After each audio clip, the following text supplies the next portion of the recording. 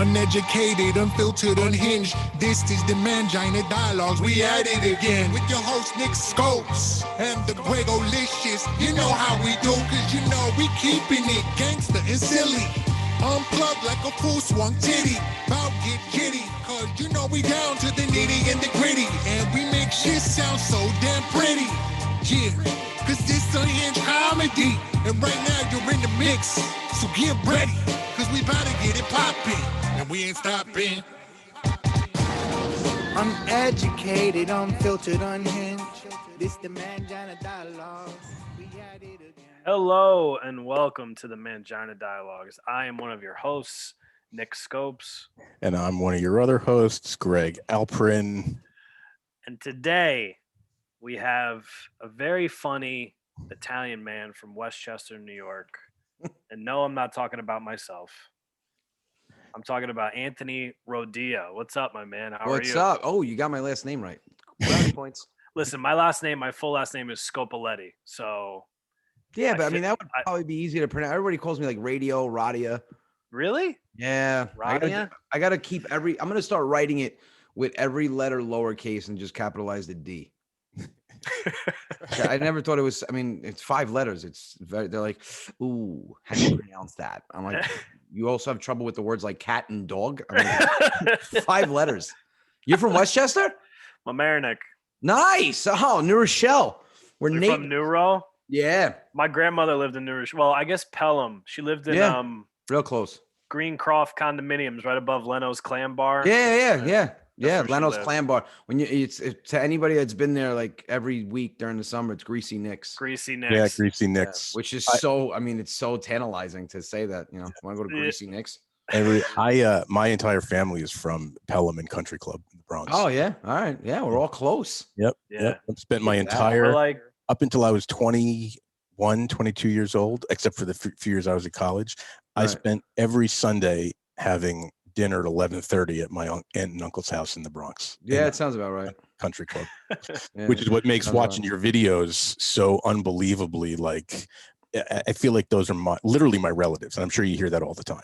Yeah, I mean, when I first started, I mean, I did comedy like 20 years ago. But a couple open mics here and there. I did like maybe one big show I rented out a theater, but then I was like, I'm never gonna be a comedian. I'm chasing a pipe dream. Right. And I got the fire in me like 3 years ago. I think I was at like a Deadpool 2 movie. Right. And I heard the whole crowd laugh and I was laughing. I said, I was with a buddy of mine who's now my manager. And I said, dude, I want to get back into comedy. Because I never knew you were in it. I was like, yeah, I want to get back into it. And when I did, I didn't want to be a mainstream comic. I wanted to do something kind of different. And there weren't many guys doing off the boat ethnic comedy. Yeah. That first generation humor. Right. And I started doing it, just sharing experiences. But when I so rather than writing material based on what I thought was funny, because comedy is subjective, what I might laugh hysterical at, you might not find funny at all. I started kind of honing in on what's relatable. And it's scary how many of us were raised exactly the same way. Totally. And that's what shocked me. When I started doing it and my fan base started growing, people come to my shows, not even all Italian, Italian, Puerto Rican, Argentinian, Greek, Portuguese. And they're like, oh my God, me too. And I'm like, what? Me too? And I'm like, what is this, a support group? I'm like, no, I was hit by my parents. I'm like, I know you clapped when I announced it. You celebrated. But it's nice to see that I'm not the only one that lived through that. We all did. No, it's everybody, man. My father's 70 years old. And so I showed him some of your videos and he would just laugh and go, yeah, that happened to me. Because I remember that. So when the old school people watch them, the ones that actually caused the drama and the chaos, like my uncle will watch it. He goes, yeah, it's spot on. I'm like, all right, you don't want to deny any of it? No, it's pretty true. Pretty true. I got to tell you, when I watched the one you posted the other day about bringing something to someone's house. Oh shit, yeah. That fucking killed me, man. I wasn't even paying attention, right? Like, when you scroll through Instagram and stuff starts playing. Yeah. It starts playing, I'm kind of not paying attention. And then I heard it and I'm like, I lived that. Yeah. Well, I threw like a little Abbott and Costello in there with the something and nothing. But it's so obvious, man. And then there's a part 2 to that coming where I bring something and I go, look, and he goes, oh, go look, somebody bringing something.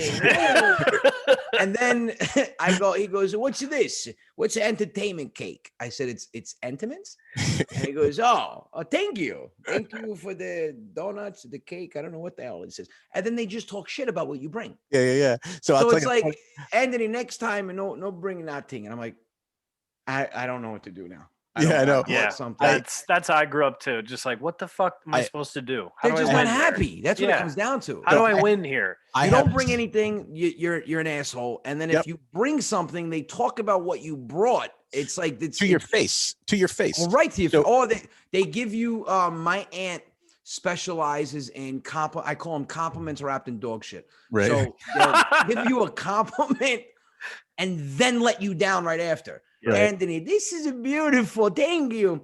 I don't eat this shit, but it's nice. Think about me. I'm like, so my uncle and aunt are both now passed. They live great lives, in, country club in the Bronx. And I used to take occasionally a friend to their house, either as we were driving like north to Boston or whatever. I stopped there on a Saturday afternoon or something with one of my friends. And I'm like, let's just go stop and say hi to my aunt. I bought this really nice cigar for my uncle. And he was, Italian guy, 80 years old, smoked cigars, on the toilet, like smokes cigars. So, and I was in the cigar business. So I brought him a really nice cigar in a beautiful box. One cigar. So we go in, first thing I would always do is look in the oven and see what was cooking. There was a goat's head quartered. Right? So I told my friend Owen, who's, Irish, never saw this before. I'm like, hey, come here, check this out. So he looks at it, he's like, we're eating that? And I'm like, I'm eating it. You whatever. So I go to my Uncle Frank and I'm like, hey, I brought you this cigar. I got this really great cigar for you. He takes it does exactly what you just did, looks at it, inspects it, and goes, it's very nice. What did they come? One to a box? I knew that. Right? I knew that was coming. I knew that was coming. You were better off getting him 20 cheap ass cigars. That's exactly what I said. What am I going to do with one? I'm going to exactly. Smoke it, that's it, and go buy. I said to my friend, I'm like, we should just brought him a box of green Macanudos. He would have been ecstatic instead of this one $50 cigar. I was like, God, you can't win. Hold on. The boss, come here. You want to come here and say hi? All right, Nick. Come here. All right. She has a tank top. The boss came home from school. She's got to inspect what daddy's doing in the basement. I'll beat you right on this podcast. No, it's the same thing, man. It's like, I give something to my dad and he goes, what did you get me this for? I don't need this, Andy. I don't need nothing. Yeah. And then if I don't get him it, he's like, what's the matter? Nah, just to feel like, my son would at least bring me something. Oh, dude, I'm having heart palpitations. Just having the flashbacks. So they asked me, my agency was talking. They were like, hey, listen, obviously in 2021, we're going to be working on my first special. They said, what do you want to name it? I go, oh my God, painfully relatable. And they go, what the hell does that mean? I go, it's relatable and it's painful. Like my audience is like a support group. Yeah. And it's, and I talk about a lot of stuff that, I talk about like, it's not all off the boat stuff. I talk about wife and kids. I talk about kids today. I talk about, how kids today are just raised differently. And a lot of the reason why they're so offended by everything is because number one, they weren't exposed to the shit that we were exposed to. Sure. My father didn't sugarcoat. I mean, if you ask my father a question, he's answering it in the most obnoxious, out of this world way of thinking, but it's also what we saw. Yeah. Like I was exposed to shit as an 8-year-old that no 8-year-old should be exposed to. Right. I witnessed my father on Easter, like gutting a goat in the garage. Like I remember I walked into the garage to get my bike and I see this goat hanging upside down and he's in there with my uncle and come on, cut the throat. This thing is to no stop and shake. And I'm sitting there watching it and no one knew I was there. And all of a sudden I was like, and he took the knife and I heard that noise in my head for 5 years. I would wake up in the middle of the night. I just, I'm like, and I would wake up in cold sweats. And my dad's like, what's the matter? I'm like, I keep hearing that baby goat dying in my head. And he's like, toughen up, you son of a bitch. Toughen up. Next year, you're going to kill. I'm like, and these kids today, they would pass out. They would call like, child protective services. They'd be getting from their parents. Dude, my father, when he was 8 years old, this is 1958. My grandfather, I mean, dropped out of school when he was 12 because of the Great Depression, worked until he was 80, you know, landscaper, fought in World War II. That generation's a whole different thing. 1958, my father's 8 years old. He tells my dad, he goes, listen, you're not going anywhere today. You're on the truck with me. You're working with me today. And he was like, all right, whatever. His friend comes over. My dad's friend comes sprinting over and is like, hey, could Bobby come out and play today? My grandfather freaks out, takes a thin piece of sheetrock and goes, I told you you're not going anywhere, and just cracks it over his head. As if it was my dad's fault. Like he texted his friend in 1958. Correct. To come save him. It's always someone else. I used to get hit. I remember I got hit in the back of the head and grounded because we were watching TGIF on Channel 7 and Family Matters. No, Full House was on. And it was the episode when one of the daughters drove Danny Tanner's car through the kitchen wall. And I'm like, ooh, and my father looks at me and goes, you believe this? If you ever do this, I break every bone in your body. And my father was in construction and landscaping. So I go, Dad, I didn't drive the car through the kitchen. She did. I'm just to let you know. I'm just warning you. You know how much money? They got to reframe the support beam. They got to put a new molding. They got to put a new sheetrock. And she messed up with the tile. God forbid that she hit the island. It's like a $45,000 of damage. I'll break your legs if you. He started getting himself mad. Smacks me in the back of the head. He goes, go up the stairs. I don't want to look at you. I'm like, what the fuck? I wanted to beat the shit out of DJ Tanner. You're like, Dad, it's TV. It's not real. TGIF, Dad. He wouldn't talk to me for like 3 days. I'm like, what's up? The next day, I'm like, hey, Dad, no, talk to me. I'm still upset about the kitchen. Our kitchen's fine. Our kitchen is fine. And then he would get mad how, like, at the end of the show, Danny Tanner would sit the kid down afterwards. And he goes, believe this shit? He's going to talk with her with the background and music, nice and easy. Beat the shit out of this girl. Like, Danny Tanner can't hear you. Oh, I'd hate watching TV with him because I was scared. I'm like, I hope they don't do anything that I'm gonna get grounded for. Dude, I hated watching TV with my dad too. It was the worst. He would just come in though and just interrupt. Like I remember when I was. They can't shut up during a whole show. It's impossible. 30 minutes, no way. Yeah. My dad had some funny observations. I remember when this show Jersey Shore was really big, right? Back in the day, and I watched it. I was in college at the time. I watched it and I was watching it. And middle of nowhere, I'm just alone in my room. My father walks in and he just goes, oh my God. And I go, what? He's like, look at these fucking gumads. There's all this makeup and tan. They're disgusting. He goes, your mother was beautiful, not these fucking bro. And I'm like, what? All right. Like, I'm just trying to hang out, man. All the same. My father would, he would do, I thought you were going to go the exact same route my father would go. He'd walk in. I'd have like 3 friends downstairs in the basement watching a movie. And he'd walk in and I'm like, what's up? Nothing. My God. I'm like, what? You guys are watching this shit. I go, yeah. Oh, yeah. You guys, you're going to have your brains. They're going to rot. I'm like, what do you want me to do? Come upstairs and watch Bonanza with you? You're going to watch MASH? Yeah. Right. You're going to watch Wheel of Fortune? with who you call Pat Ajax? I'm going to sit down here and watch my goddamn movie. Leave me alone. That's like my dad only watches fucking Westerns. That's it. John Wayne. Yes. John Wayne's my father's favorite. He doesn't even know he died. He goes, I wish one day you get the really famous and I get to meet the John Wayne. I'm like, why don't you just go to the cemetery and dig him up? Like, why do old Italian men love John Wayne? My father, I asked him once, I go, why do you watch only Westerns really? And he goes, it's simple. You know who the bad guy is, you know who the good guy is. And I go, why do you love John Wayne? Because John Wayne was the last man to ever walk this earth. Real man. I go, you do know that you basically just called yourself a bitch. Like you were born after. You realize that, don't you? But it's oh my God, it's so weird. It's all the same.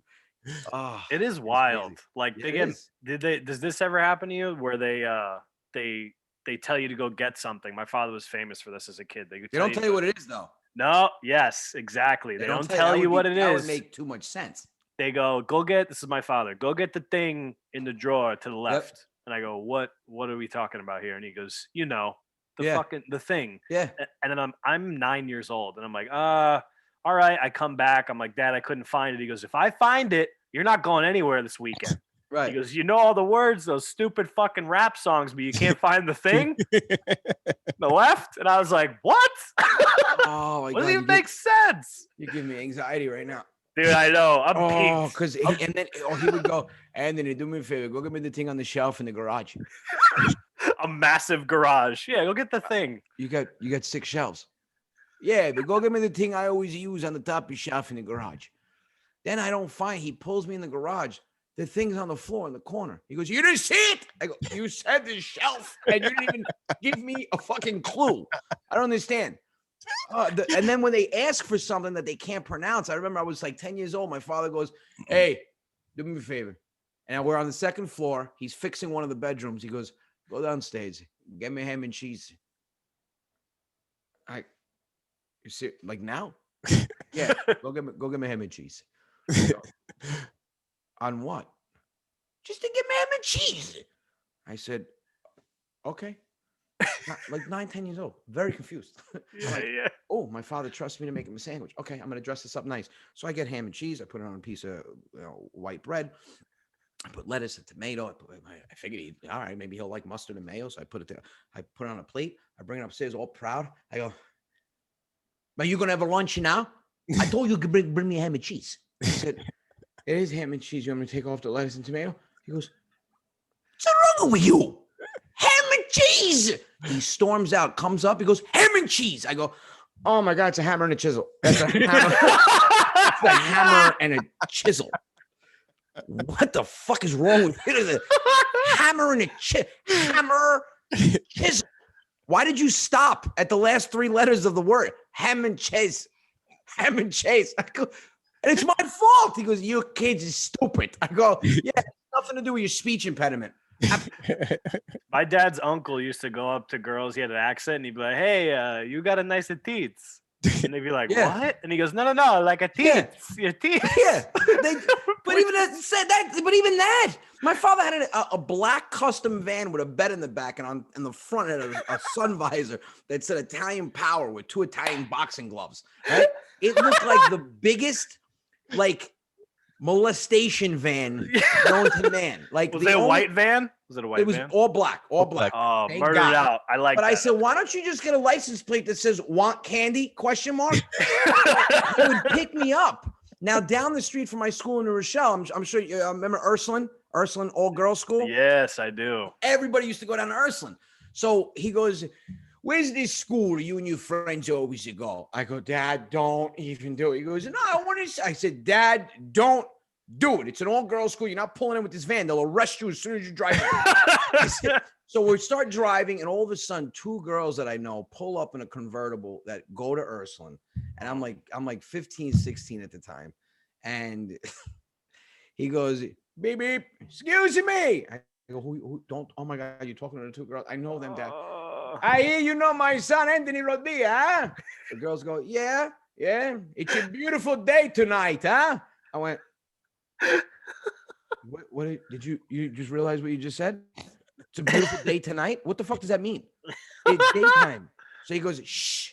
You know, if you think my son's a good look, he get the look from his father. Oh no! And I'm like, and they just blew the red light. I go, I'm never talking to him again.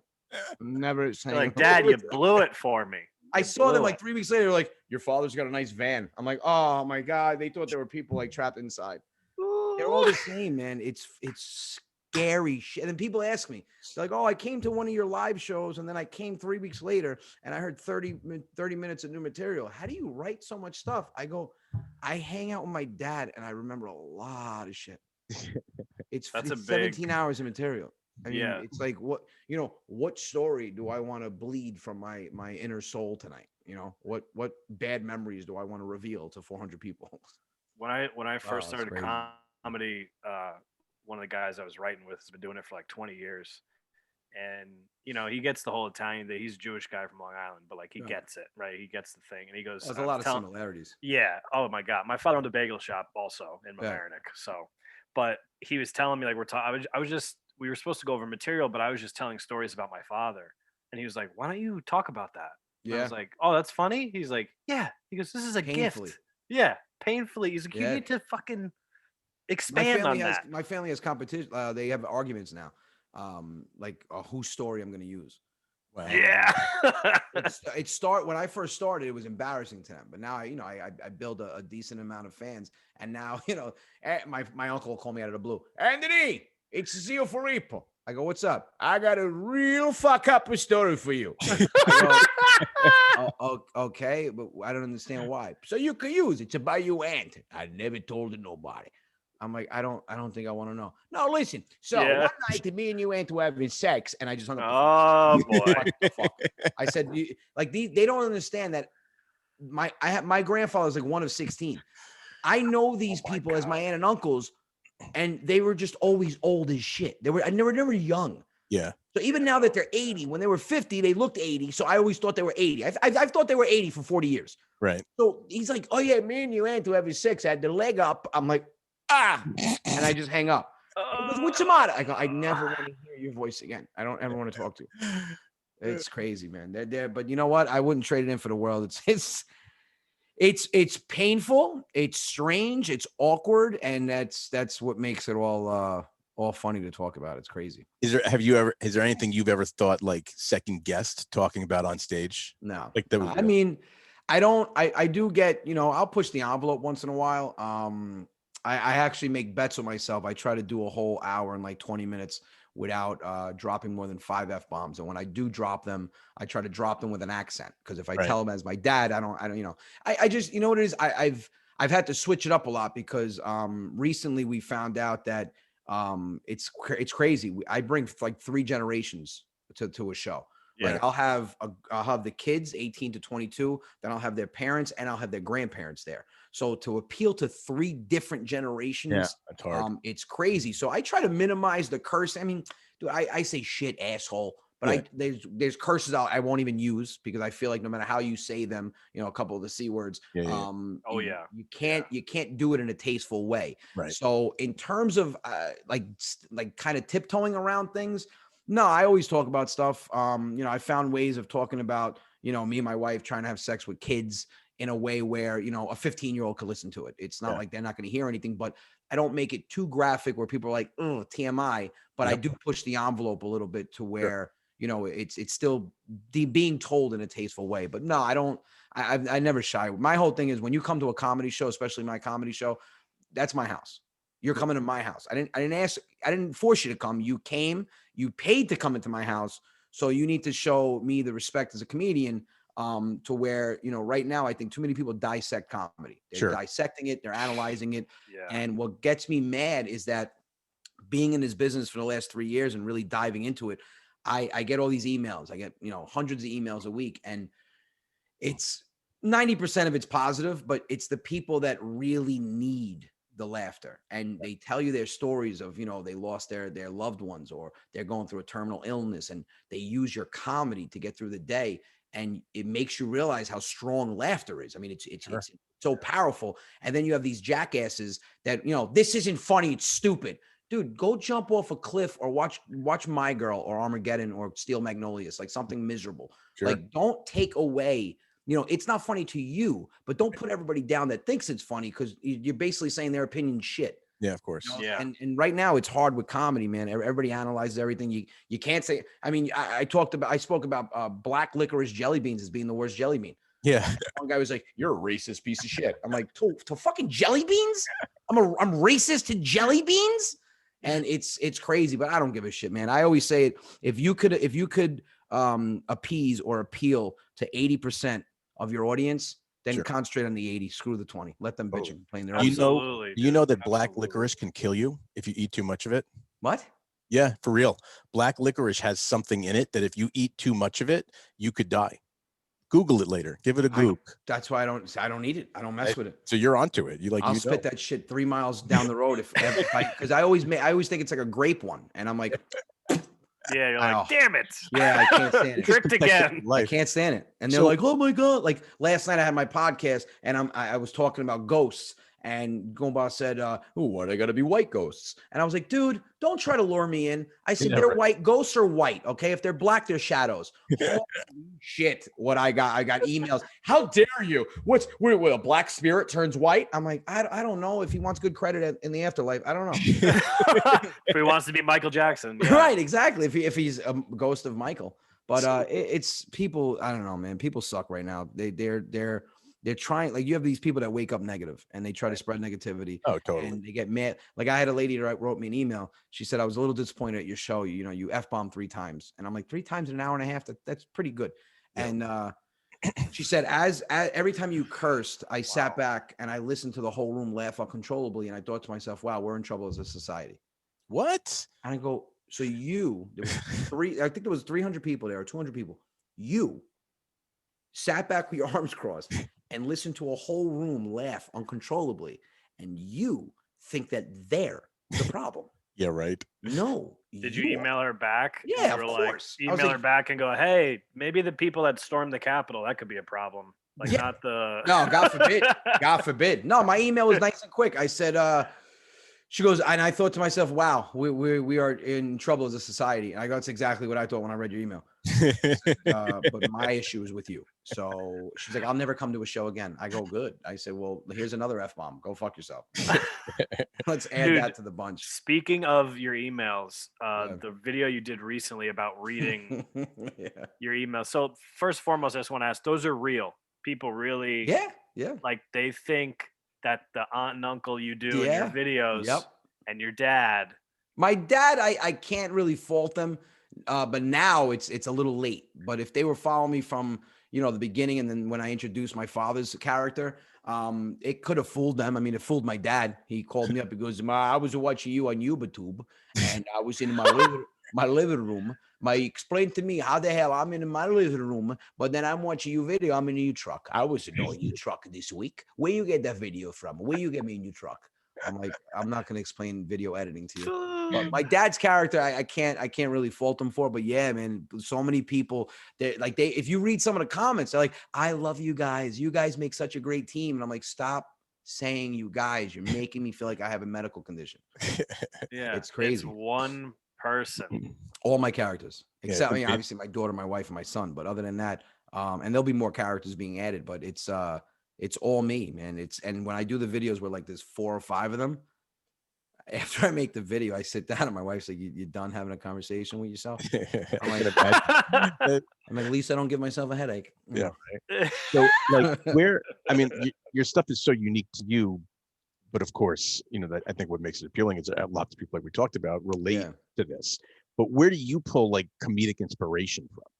Like, is it strictly just from your family, or like when you were growing up? I mean, no, you had to be a class clown or the guy making. Oh yeah, I think I got voted either class clown or life of the party in high school. Right. I was always like, I'm probably one of, because when I see comedians, it's hard to find a comedian that's always like that off stage. Right.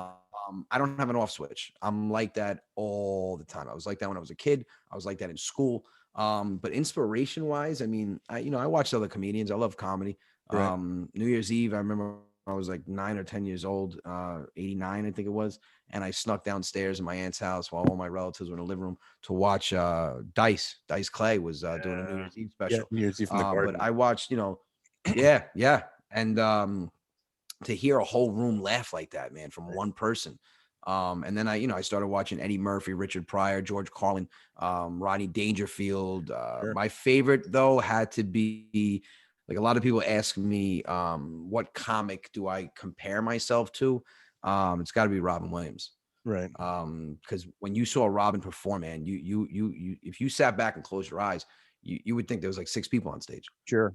And when I do my shows, there's a lot of voices and accents and stories. And one thing he did, he sucked you into that story where you felt like you were part of it.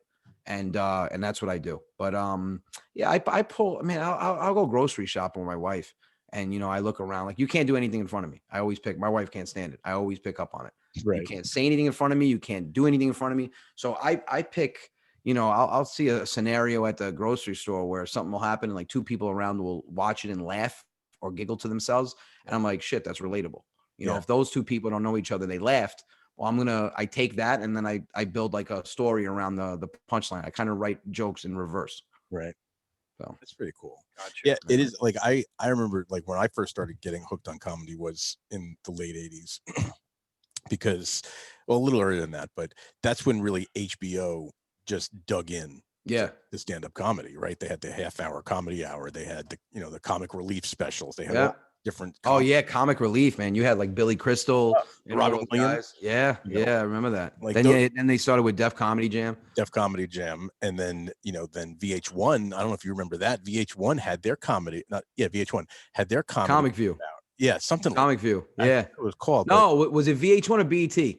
BT at Comic View. BET VH1, had Comic View, and VH1 had something else. Something else that Rosie O'Donnell used to host. Yeah, and it was just you know, half-hour comedy, and that's when I really got deep into comedy, like the love for comedy. Right. It's been like relentless since, but like that group of late 80s, early 90s comedians, you know, I'm going to say like George Carlin and stuff, but that's obviously before that. But that led into the Sam Kinnisons and the Andrew Dice Clays and, you know, In Living Color and all of that stuff that really. Oh, it's one of my favorite shows. Yeah, I mean, it really hammered it home for a lot of the people that are now like either huge comedy fans or a lot of course, the comedians that are touring. Right. It's kind of cool to hear you say, I wouldn't have expected Robin Williams. It just, I don't know what I would expect, but Robin Williams isn't the one that I would. He was just, you know, I'm very theatrical on stage. You know, I don't hold back. You know, and a lot of comedians ask me, you know, especially the ones that are starting out, you know, what advice would you give me? I'm like, let it all out on stage, man. Yeah. You know, a lot of people that follow me, they don't know what to expect on stage. You know, they think I'm gonna, you know, come out in a dress and do my aunt and my thing is, you know, I give you the videos online when you're home, but I don't want to give you the same thing when you come and pay to watch me. I think it's a disservice to you as a fan to just, now you're just going to come see the same shit acted out on stage. So I give you the videos, but when you come watch me live, man, I let it all out on stage and it's totally different. It's more relatable. Do you find that a lot of people that come to watch you are not necessarily typical comedy fans? Right? Because some of the people that I know that are big fans of yours, I didn't expect them to be comedy fans. And, you know, I mean, 100%. I laugh, but people have been like, I get that a lot. That, like, why do you think that is? Do you think it's because of how you built it on social media? I think like a lot of them, like they'll tell me on my show, and a big secret of my videos is I'm very competitive with myself. So my videos force me, I always say it forced me to be funnier on stage. If I'm not funnier on stage, you're better off watching me home. And just waiting for a video. But I get it all the time where, you know, they'll approach me at a show, like I'll get like a 65, 70-year-old woman. And she's like, you know, I don't ever laugh. And I go, that's depression. That's what that is. And she goes, no, I just don't ever find anything funny, but I love you. And I'm like, and I finally grabbed the woman and I said, why me? Like, you know, I'm just doing what I love, but why me? Why do I have such an impact on you where I literally took you from never watching comedy to coming to your first comedy show, to watching my videos online, to subscribing to my YouTube? Like, why? And she said, I've never had a comedian relate to me to where I felt like I was watching my upbringing. I felt like I was watching my childhood on the videos, on stage. So I think when you relate to people, you bring them out of their shell, because now they're sitting there thinking to themselves, it wasn't just me. I mean, this is how I was. Then they hear the whole room. And like I said, it feels like a support group where they're like, you know, oh my God, you guys got hit with the belt too. And they all come together. But it's the weirdest thing. And I'm so glad you brought that up, because I talk about it all the time, how I can't, you know, it's amazing how many people say that. I never laugh at comedians. I don't like comedians, but I find you funny. Yeah, it really, I mean, I know at least a handful of people that have, you know, we're in Connecticut and you do Stress Factory. And people, you know, our friends who know that we have this comedy podcast are like, I'm going to see this guy, Anthony, tonight and blah, blah. And I'm like, you're going to a comedy show? And they're like, he's the funniest person on earth. Have you ever seen his videos? And I'm like, of course I know it. Right. It keeps happening. And I'm like, why is that? I don't, you know, I mean, obviously the relatable factor. I think, it has to do with relatable, but I mean, I love it because, you know, we need to bring back comedy. Sure. You need 100%. To bring back comedy to what it was, because I always say it, man, if you're laughing, you're not in a bad mood. Yeah. So to have more people laughing, less people will be in bad moods. And right now, everyone's at each other's throats. It's like, you know, I say it all the time. It's disgusting how politics, you know, dictates, you know, how you treat somebody now. Sure. That's like the deciding factor if you and I are going to be friendly. Yep. You know, what side of the fence do you stand on? And I have so many people, well, you sound like a Trump supporter. What do you mean I sound like a Trump supporter? I don't videos they think I'm that? Like, I get it all the time. And I'm like, why? Well, you're overly arrogant. So self-confidence makes you a Republican. It's like, you know what? I don't necessarily support anyone, because to me, to support someone, you know, they make it sound like you have to agree with everything that person says. And I don't agree with everything nobody says. You shouldn't have to. Yeah. That's not realistic. I don't agree with myself half the time. No, I sit there, I'm like, I don't even know how the fuck my wife puts up with me half the time. You know, but they have this mentality where if you don't agree with everything I agree with, or you don't see things, especially politics, the way I see things, well, you're evil. And I'm like, who the fuck wants to go out with somebody? Like, if I grabbed you two and I was like, hey, you guys want to go out for drinks and talk politics?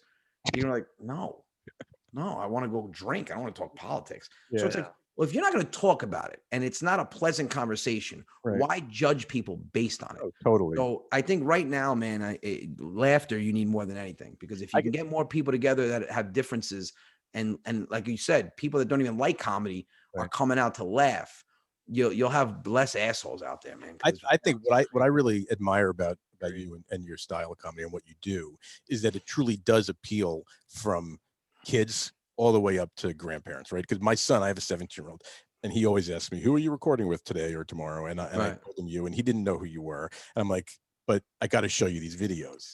And I show him the video, and he just starts dying laughing, right? Because it was instantly relatable to him, to these two people that we're friends with that are older Italian people, right? That sound exactly the way you. That's the thing. You don't need a family member. As long as you have one neighbor, someone in the deli, they'll relate to him. He was like, what's that guy? So now he's following you and all your stuff. And he's like, he was hysterical.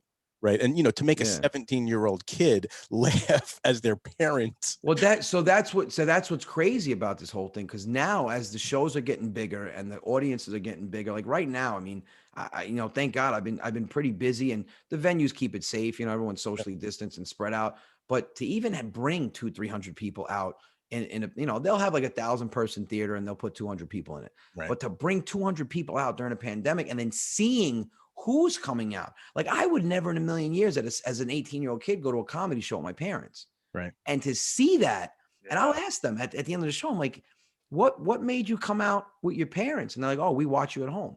And to think that I could be a comedian that brings a whole family. Like, I would never sit in a living room and watch comedy with my family, because it's either my dad would lose it in translation, my mom would think they're a little edgy. Yeah. So to think about, like, we ran an age demographic report on my fan base, and it's literally from, like, you know, we tracked YouTube and all this.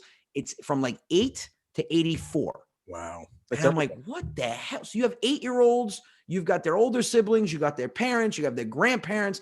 And it's crazy, man. And to see that at shows, it makes me love what I'm doing even more, because of the fact that I'm kind of breaking that mold where, you know, you don't have to have a comedian that just appeals to the young guys and then, you know, an older comedian for the older people. Right. If you can kind of hit that chord where you're edgy for the young kids, you're tasteful for the older crowd, and then you lay in the middle of both for the kind of, you know, people between 25 and like 50, you know, you could appeal to everybody. Yeah, no, it's awesome. I really admire, you know, you and thank you, man. Appreciate that. I am curious though, your last job before you were straight comedy was working at a car dealer, right? Yeah. I was in the car business for a while. I did a lot of things, man. I was I got my cardiac ultrasound degree. I was an electrician when dude, it was so weird. Like, I thought I was just going to have nothing but like beautiful women come in, and it was the absolute opposite. Of course. I was, my cousin was like, you didn't think that you were just going to have like overweight men coming in to check their heart? That's all it was. That's all it was. But I was a cardiac ultrasound tech for a little bit. I was an electrician when I was younger, and then I ended up finally getting into the car business. And with the job I left, I was a finance manager for a luxury car dealership. Tom told me, and I told him, I think I might have bought a car from you guys at some point. But probably. Like, you ever sell cars, or were you just So how were you selling cars? Did you use humor? I made people laugh. Sell cars? Oh, 100%. Yeah, I was. Yeah. I wanted to ask. I would make people laugh, man. I would I remember I sold this guy a truck. We got in the car and for a test drive, and he goes, man, I wonder if this truck, he was picking up something, and he goes, I wonder if this truck would fit that part in here. And I'm like, well, go get it. And he's like, no, it's at Home Depot. I'm like, well, let's go shopping. I go, it's Saturday. I don't even want to be back at the dealership. And he goes, really? I go, yeah, let's go to Home Depot, brother. So we go to Home Depot and we're walking around, and I see his brother-in-law, and he goes, hey man, how you doing? He goes, what's going on? He goes, hey, this is Anthony. It's my car salesman. And he goes, what? I go, yeah, he wanted to see if a Home Depot part fit. So we're going to pick it up. And he goes, my salesman didn't do that shit. I go, well, your salesman sucks balls. And I'm lifting it up, and we put it in this truck, and he came back to the dealership. He bought that exact same truck. And my boss was like, dude, what'd you go for 4 hours? I'm like, making a sale. And but yeah, man, I related to customers. I was never that salesy type. Yeah. I never I would just at the test drive, I would have them laughing hysterical. But like always used humor, and I did well in sales. It was just the hours sucked. Yeah, all right. Yeah, I would imagine it would be like everyone always thinks like the car salesman is trying to screw them. Like that's just well, that's another thing. You would have people coming in like right now. It's so different. People look at me now for laughter, and people looked at me then as like a thief. Yeah, right. They're like, yeah. What's the real price? I'm like, I'm not lying to you. I don't give a shit if you buy a car or not. I really don't. I just want to go home. And it was weird, man. But yeah, and then when I became a finance manager, I was the ultimate, guy that screwed you over. Right. I'm not buying a warranty. I was like, I'm not selling you shit. I hope your car breaks down, and then you regret it. Yeah, no, exactly. I've made that mistake 100 fucking times. Anyway, man, this was really awesome. We really appreciate you. Yeah, it was fun, man. Thanks for having me on. Appreciate it. Yeah, dude. Appreciate this a lot. Cool. No problem. No problem. We'll keep in touch. And what's coming up for you? Besides this weekend, I'm down in Florida. We fly out tomorrow. I've got 2 shows at the Kelsey Theater in Lake Park, Florida, by West Palm Beach. Then Sunday, I'm at Tradition Town Hall in Port St. Lucie. Next week, I'm in Cleveland. I'm making my Ohio debut at Hilarities Comedy Club. And then I think I'm at Royersford, Pennsylvania, the Vogel Theater, Count Basie in Red Bank, and then back up at the Stress Factory in Bridgeport. Right. There's not many places you can do comedy right now, and everybody's minimized. But you got to do what you got to do, because everyone's like, I can't believe you're going to Florida. You better not bring anything back to New York. I'm like what? Freedom? Like they're living down there. Not to scare you or bum you out. I went to Florida over Christmas break. Right. Was as safe as a human could possibly be, and I wound up getting sick down there. When I came home, I was negative the day I left Florida. Right. The day I was sick. You should do motivational speeches. My God, dude, that's what I've never seen someone end a podcast on such a positive note. Hey, listen, just to let you know where you're going, I got sick and almost died. I didn't almost die. I didn't. No, you know what? I say it all the time. Listen, I'm safe because of my wife and kids, but if it wasn't for them, I'd walk around licking everyone's face. I want the fucking thing by now. Yeah. Like, I feel like I'm healthy enough, and you know what? God forbid something happened. I mean, I deserve it for doing that, but I don't know how I have not got it yet. I'm safe. That's what I said. I wear a mask when I go out. I wear a mask when I'm around other people, because I want to protect them. I mean, it's not really me, because like I said, I feel like I would hopefully fight through it, but I mean, I don't do meet and greets right now. I can't do them after the show. But listen, I'm on a plane. I'm around people. You never know. I mean, you don't really, you don't think about it. You're touching your face once in a while. I don't know how I have not gotten it yet, but knock on wood. But listen, I'll tell you one thing. If I do get it this trip, I'm fucking blaming you. So the blame is on you. Dude, I'm gonna get the rapid test, and they're gonna go, Mr. Rodia, you tested positive. That's jinxing, son of a bitch. 11 months I was fine. He's got to tell me a fucking do a skit about it. Make fun of him. Yeah, 100%. If I test positive, I will. Right from my deathbed. No, I actually am not even. I mean, I was in Florida for 6 days. What part? outside Orlando. Well, I'm going down south. Maybe the north is more infected. It probably is. Although they claim otherwise. I truly don't know. Yeah. It's possible that I got it before I left too, because I was away for 6 days. You know, it could take up to 14 days for it. Yeah. And, That's true. I mean, it was just weird. And well, I have to go down tomorrow, and then Saturday. I can't say it too loud, even though I think she already knows. I'm taking my clubs with me, so I'll be golfing. And God forbid I do anything that requires warm weather, and she's stuck in New York. I'm the devil. I'm the devil. I help you shoot 160. After I play on Saturday, I'm just gonna go get a rapid test. Right. Because I think if you test within 72 hours of flying back to New York, you don't have to quarantine for 2 weeks. You just have to take another test when you get back. So I think the worst thing is I have to shoot my podcast Tuesday night from my basement, which I mean, I don't think you have to take one when you get back, as long as it's within 72 hours. Oh, you got to quarantine for 3 days and then take one on the 4th day. You do? Which makes absolutely no sense. Yeah, then a lot of this stuff makes no sense. Because so when I went to Florida the first time, I came back and I didn't know anything. So I get a phone call the day before Christmas Eve. No, it was the day after Christmas, the 26th. Right. And I flew back on the 14th. And they go, "Oh, how you doing, Mr. Rodia? My name is so-and-so. I'm from contact tracing. We just want to see how your quarantine's going." Get out of here. I swear to God. I said, "What quarantine?" "Sir, you were supposed to quarantine for 2 weeks." I go, "When?" He goes, "You flew back from Florida on the 14th. We have it documented." I go, "And this is important." He goes, "Oh yeah." I go, "Why the fuck should you wait 12 days to call me?" I go, "Why wouldn't you call me on the 15th and tell me to stay home?" Yeah, goes, right. "Oh, you've been out?" I go, "Yeah, and I've been tested 3 times." He goes, "Well, I could stay in your system for 2 weeks." I go, "You have a medical degree?" He goes, "No." I go, "Well, then you would know that it's almost impossible for a virus to stay in your system undetected for 2 weeks, you dick." And I just hung up on him. And I said to my wife, I said, "I'm probably getting picked up in a van." You know, that's funny because I was like, when I flew back in, I flew into Westchester Airport, and you know, they give you these forms you got to sign. Yeah. There is no chance in hell anyone could have read my handwriting. None.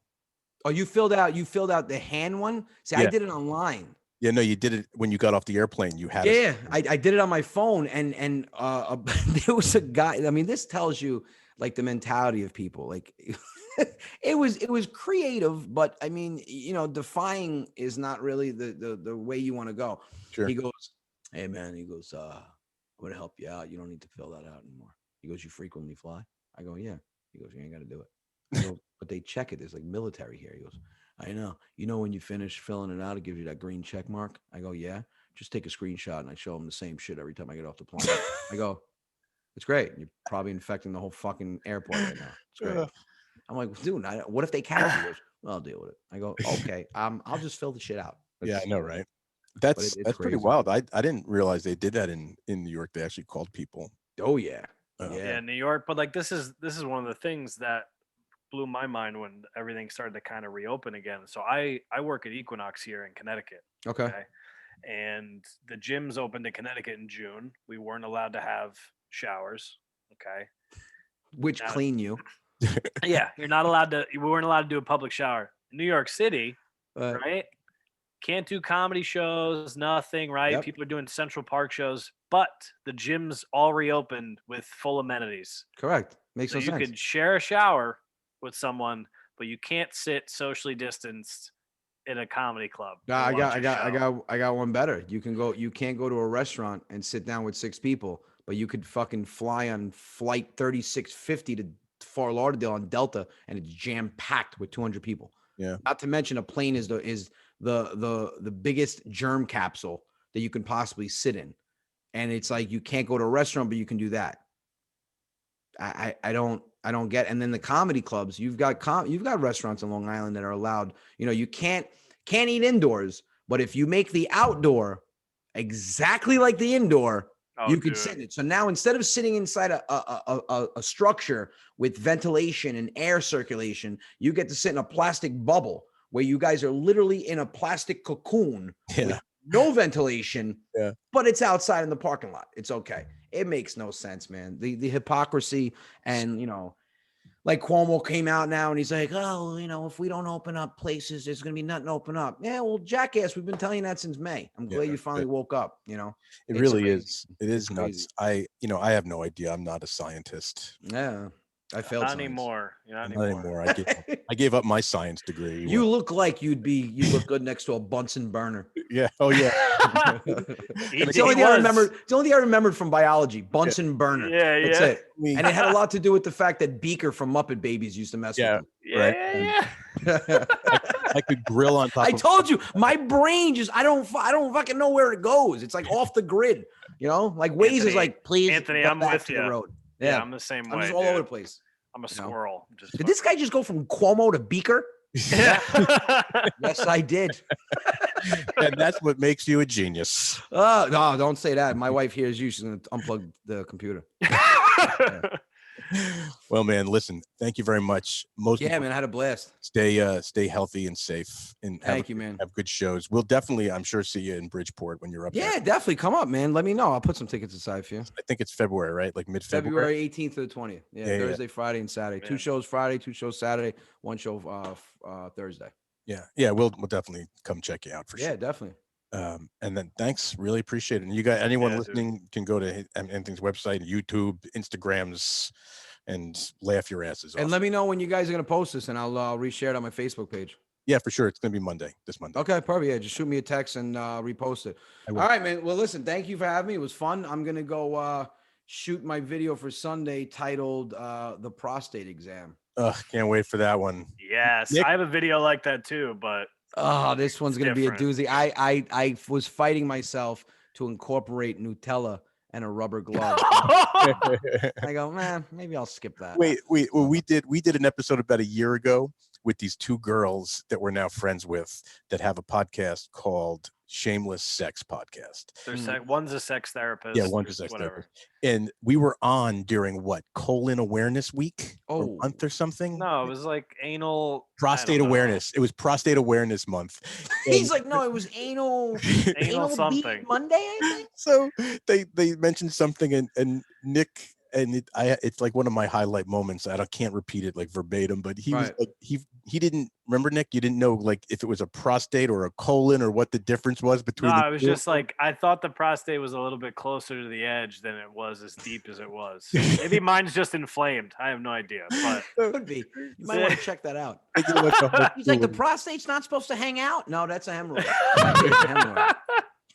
So on that note, now we're gonna add a podcast. Yeah, ass. Yeah, a little bit of ass, inner ass. And on hemorrhoids. Yeah. All right, man. This was awesome. Thank you. Appreciate it, man. Thank you for having me on, guys. All right, brother.